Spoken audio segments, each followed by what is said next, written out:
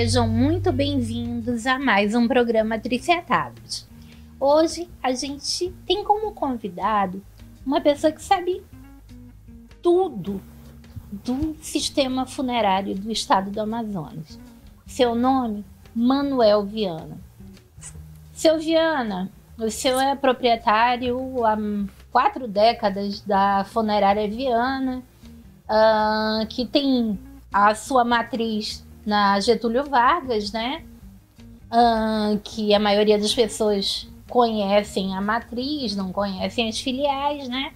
Mas a gente, conversando com o senhor, acessa a um número muito grande de histórias, né? Que a gente desconhece, né? Eu gostaria que o senhor contasse um pouco para o nosso público, né? Como é que funciona o cuidado, as situações, né? Nesse momento de dor. Primeiro eu quero agradecer, né, esse convite e parabenizá-la, porque é uma coisa assim muito... como é que nós podemos exprimir esse sentimento, né? Porque quando você lida com o sentimento de pessoas, você não está trabalhando com números, né? Porque a estatística é um número, mas para você, um pai, uma mãe, uma avó, um filho, não é números, aí é uma joia, né? Então assim, quando você fala dessa joia, como é que você gostaria que fosse tratado essa joia, né? Então, assim, quando eu entrei no ramo funerário, depois que eu entendi o ramo funerário, eu vi que é uma beleza muito grande você conseguir tratar de pessoas para pessoas. E qual seria a motivação que levaria a isso, né? Você primeiro tem de amar pessoas. Então assim, eu aprendi a amar pessoas, depois viajei a nível de Brasil buscando aquilo que houvesse de melhor no sistema, tá? Então por isso que a nossa empresa, ela não é empresa funerária. Então você vai, Viana Eventos Fúnebres, porque nós temos 2 eventos principais nas nossas vidas, né? A gente fala de 15, mas a gente fala primeiro do primeiro, o nascimento. Quando nasce uma pessoa, você faz um aniversário de 1 ano. Beleza, você vai convidar todas as pessoas que são seus amigos, mas aquela pessoa principal que nós estamos batendo parabéns e tal, tudinho, ela está quase sempre tentando dormir, não consegue bater palma, né? Então assim, é uma festa dos amigos dos pais, beleza. Quando chega um óbito, né? Quando a gente chega a um óbito, por exemplo, eu estou com 61, então eu já tenho meus amigos. Então, é o último evento, né, do Manuel Viana para os amigos. Aí por isso que a nossa empresa é Eventos Fúnebres. Então, assim, qual é meu último evento? Né? Como é que eu quero meu último evento? Então, quer dizer, quando eu quero o meu último evento, eu quero fogos, eu quero cerveja, eu quero que meus amigos comam pizza, eu quero que eles comam salgado. As pessoas têm de passar no meu último momento como eu sou. Então, as pessoas que me conhecem sabem. Seu Viana gosta de fazer churrasco, gosta de todo mundo comendo e bebendo à vontade, bem. Então, o sistema funerário, muitas das vezes, ele é confundido com um trabalho de lixo em Manaus. Desculpa, assim, o exemplo tão pesado, mas não é pesado porque a secretaria que administra o sistema funerário de Manaus é a Secretaria do Lixo. Isso é uma coisa que nos choca muito, saber que quem cuida, né, principalmente para o familiar, para saber que quem cuida dos cemitérios é a CEMUSP. A outra coisa é que também familiares de pessoas que já se foram, que também machuca demais, é que ninguém quer saber de lidar com a morte. Né? As pessoas tratam a morte como um descarte mesmo. E assim, isso é como matar mais uma vez o seu ente querido.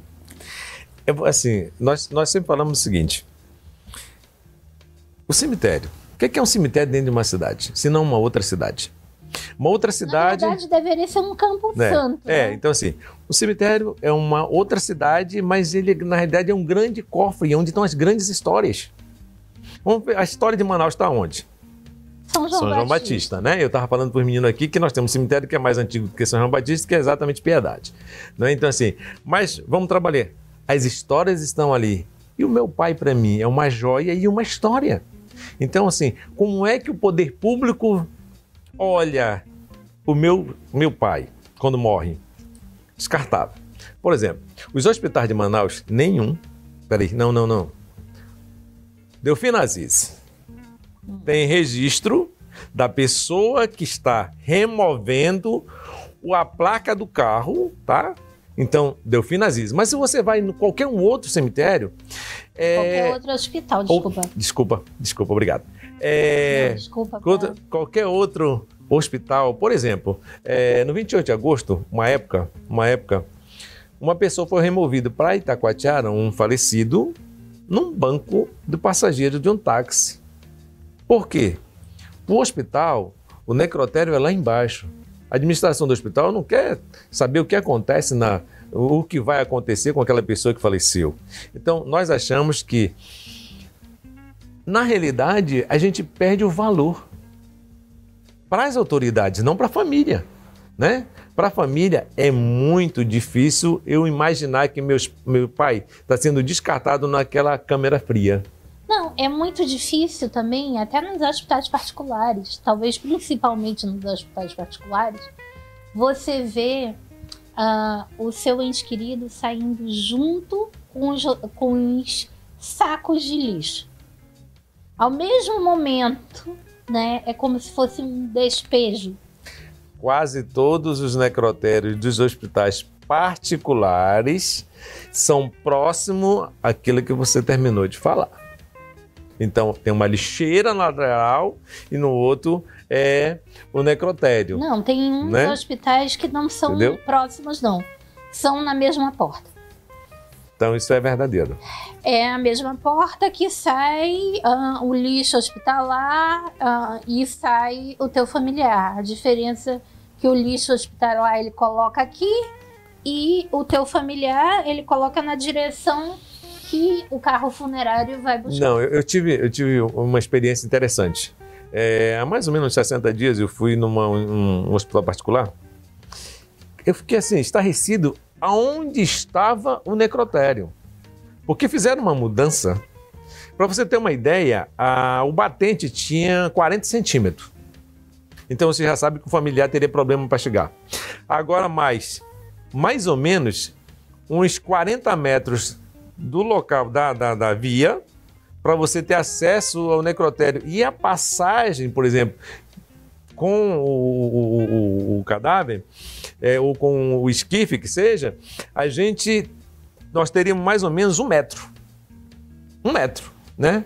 E é um hospital famoso em Manaus, tá? Então, assim, o que mostra é que as pessoas hoje, infelizmente, eles não dão o devido... a importância, o respeito, e assim, o que nos choca... Era mais digno quando se falecia na sua própria residência, né? Porque eu já cheguei a ir vestir uma pessoa amiga da família num hospital dentro da sala de raio-x. Não havia um morgue. Não havia. Né? Essa é uma palavra hoje que o pessoal está aprendendo. Eu não quis falar aqui porque as pessoas estão aprendendo, né? Inclusive essa palavra morgue. Né? Não, para mim não é incomum. Mas... entendeu? Então, algumas pessoas elas não. Tanto que quando um fiscal da divisa me ligou e disse: Viana, qual a legislação que nós temos para morgue? Eu digo, tá, dá só um minutinho que eu vou já te repassar, né? Ele é muito meu amigo, então quando ele precisa de legislação, ele pega, aí eu passei para ele porque os hospitais iam mudar os nomes, né? Entendeu? Eles iam mudar os nomes.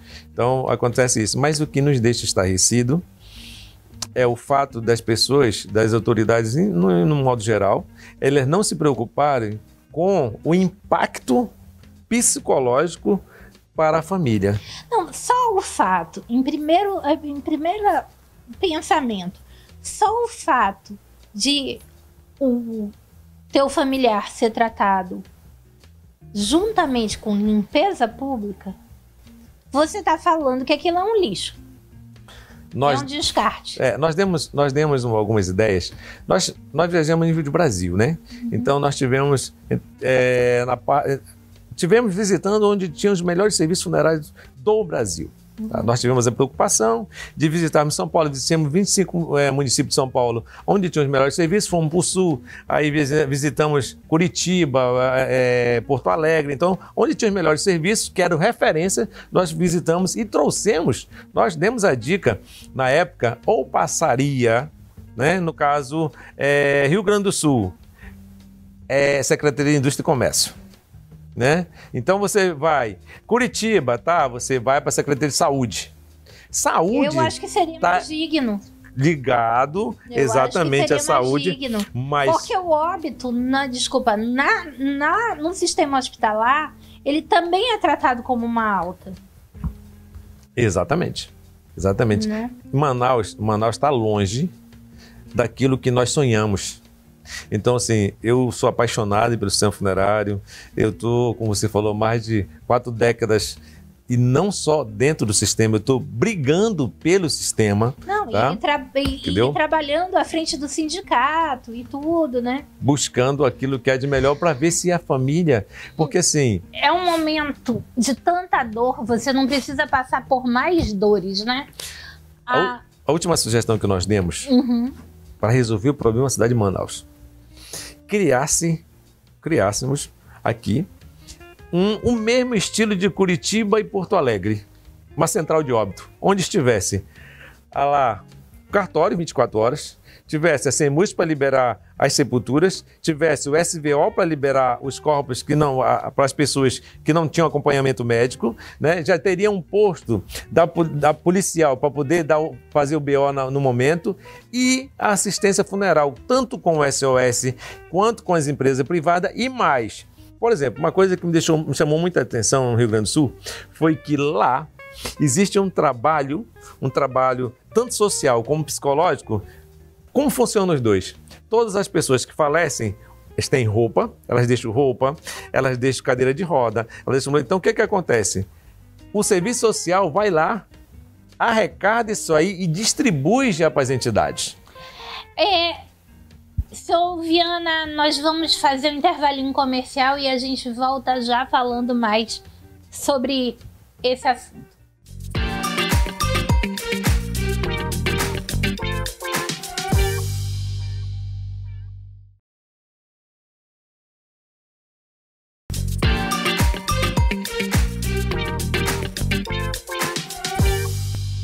Voltando aqui nesse segundo bloco com o senhor Manuel Viana, proprietário da Viana Serviços Funerários, falando mais a respeito desse tratamento, como deveria ser o tratamento às famílias enlutadas nesse momento de dor, né? Da perda de um ente querido. Primeiro, nós achamos que as famílias deveriam passar pelo social, porque é alguém que está preparado para atender essa família. Mas eu achei muito interessante o senhor explicar de um único lugar que atendesse, porque olha só, gente, eu acho que a maioria das pessoas hoje tem algum contato, depois de 5 anos, quase 5 anos de passada a pandemia, a maioria das pessoas tiveram algum contato com a morte e sabem todos os trâmites que são necessários. Mas a primeira coisa que acontece, se você imaginar, é que você, enlutada, você tem que procurar um cartório de plantão, você fica numa fila de um cartório de plantão, depois desse cartório de plantão, você vai dar entrada na funerária, a guia de sepultamento no cemitério, você vai... se o óbito é em casa, primeiro você vai numa delegacia, depois no IML, depois você começa a procurar as certidões, enfim. Você não quer deixar o seu ente querido longe, mas você tem que fazer todo esse processo legal que leva tempo, Sim. que é difícil, que é doloroso, até chegar o horário do sepultamento. Você não velou. Você não conseguiu velar. Qual a nossa preocupação? Nós temos duas preocupações aí. Quando nós indicamos criar essa central, minimizava a dor, a pessoa resolveria tudo num único local, né? Porque o que as pessoas não imaginam é o seguinte: o que é SVO? Muitas pessoas, não, SVO é aquilo que o médico olha e dá a morte natural causa determinada. Não, isso aí foi uma determinação do Conselho Federal de Medicina, em 1997, que determinou que onde não existisse SVO, o médico, qualquer profissional médico, poderia assinar uma declaração de óbito e colocar morte natural de causa determinada, morte de assistência médica. Então isso estava dentro de uma norma do Conselho Federal de Medicina que ainda é válida hoje. Aí Manaus não tem SVO, né? Manaus não tem SVO. Manaus hoje tem uma equipe da Censa que não é SVO, tá? Muito embora eles falem de SVO, eles têm uma equipe que vão na residência pela parte do dia, das 8 da manhã às 18 horas. Então, aí você vai na delegacia, faz um BO, aí chama o carro comunica a Censa e você vai ficar esperando, porque aí se morreu, por exemplo, 15 pessoas, você vai estar na fila dos 15, né? Então você imagina. Qual é o benefício do SVO na cidade de Manaus? Primeiro, você sabe que todo SVO, pessoas que passam pela SVO, têm que ser necropsiado. Então, quando é necropsiada a pessoa, vai ter um laudo, porque vai ter exame patológico. Gente, necropsiado quer dizer que a pessoa tem que ir para o IML para um procedimento de necropsia. Mas aí no caso do SVO já não vai pelo IML, mas o processo é o mesmo. Só que Sim. Desculpa. Desculpa. Aí você tem que imaginar que o IML, ele tem uma equipe de plantão para atender todos os óbitos daquele dia. Ele não tem 10 equipes de plantão. Então você tem que imaginar que o seu familiar vai ficar numa fila, né, de atendimento, e você vai ficar na frente do IML esperando horas, né, naquela dor. Por isso que nós somos favoráveis a essa central. Porque aí na central já teria toda a estrutura, né? Por exemplo, nós visitamos Campinas. Se você for a Campinas, você vai ver que existe uma central que fazem o SVO. Se você for a Curitiba, também você vai ver que tem um SVO. Se você for, por exemplo, Fortaleza, que é uma recente, inclusive numa audiência pública, eu coloquei a doutora Maiara ao vivo para dar as instruções de como montar um SVO em Manaus com um custo menor e com um resultado muito bom para a população. Porque qual é a nossa preocupação? Nossa preocupação é a população. Claro. Entendeu? A população, porque nós sofremos junto com a família. E quem trabalha há 40 anos com a dor, aprende a identificá-la, né? Consegue saber exatamente o que causa mais dor. Não adianta só o seu Viana preparar a melhor cerimônia, tentar fazer com que a funerária resolva a maior parte do que é necessário, que ele consiga também junto aos padres para que façam, né, as exéquias. Também é importante que aquele familiar ele tenha condições de passar pelo processo de despedida, né? Que ele não fique andando de um lado para o outro da cidade. Você falou certo, um processo. É um processo. É um processo, precisa de tempo, né? E de onde começaram os velórios, né? Os velórios começam na Idade Média, na necessidade de se saber realmente, se passar 24 horas sabendo se a pessoa realmente estava sem vida, né? Por isso que velório, né? Porque é a luz de velas e tudo mais. E acontecia das pessoas desmaiarem, né? Não perderem a vida e tudo mais. E aí, mas também aí existe a necessidade da pessoa sentar ao lado do seu familiar, do seu ente querido, e poder se despedir de uma maneira decente. Por que é tão doloroso a morte quando não se recebe o corpo, né? porque você não consegue ter o seu momento de despedida. Então, assim, o processo, o luto, ele é um processo muito interessante que muitas pessoas ainda não conseguem entender, e muito importante, entendeu? Porque você tem de entender que aquela pessoa partiu, mas não é fácil, né? Você tem de ver para você acreditar e você, assim, se sentir que você fez realmente uma despedida. Né? Fazer a despedida. Assim, eu me recordo que o último velório digno que houve na minha família, porque depois eu contei pro seu Viana e conto um pouco para vocês, que eu tive, foi do meu sogro, onde eu tive uns momentos com ele para poder agradecer a ele pela família que ele tinha me dado, né?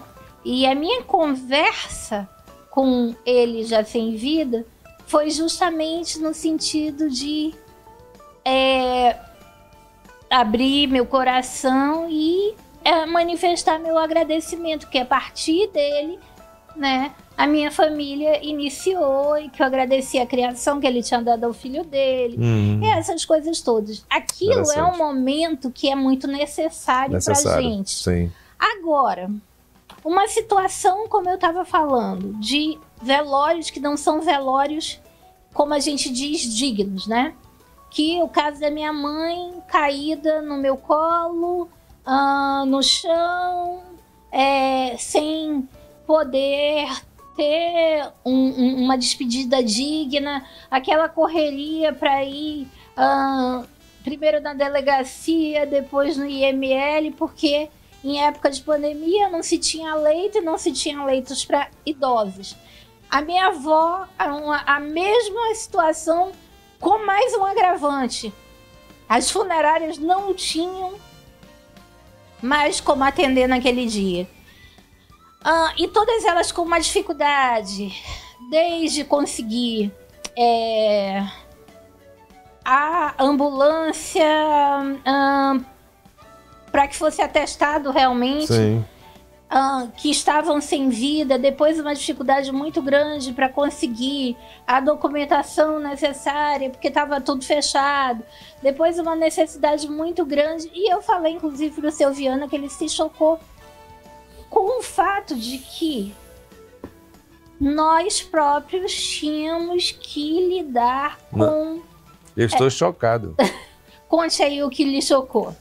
É porque, assim, para mim... Mas conte aí o que eu lhe... Um familiar hoje vestir...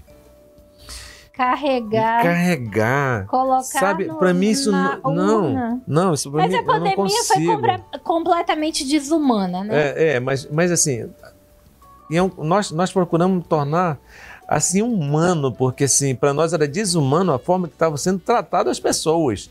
Então, a funerária é aquilo que eu falei para você também. O que acontece no sistema funerário a nível de, principalmente em Manaus, eu falo muito do Amazonas, porque eu convivo muito a nível de Brasil e convivo com pessoas que assim, que são extremamente até perfeccionistas a respeito disso aqui, porque para nós, a dor de um familiar é a nossa dor. Então, assim, eu tenho de me sentir com a dor para poder eu resolver aquele problema. Então, quando você me conta que você teve de vestir, colocar na urna não deu, você teve de trocar de novo, quer dizer... Eu fiquei aqui, estou em Manaus, estou em 2025? Não, isso aí, 2020 a 2021, que realmente...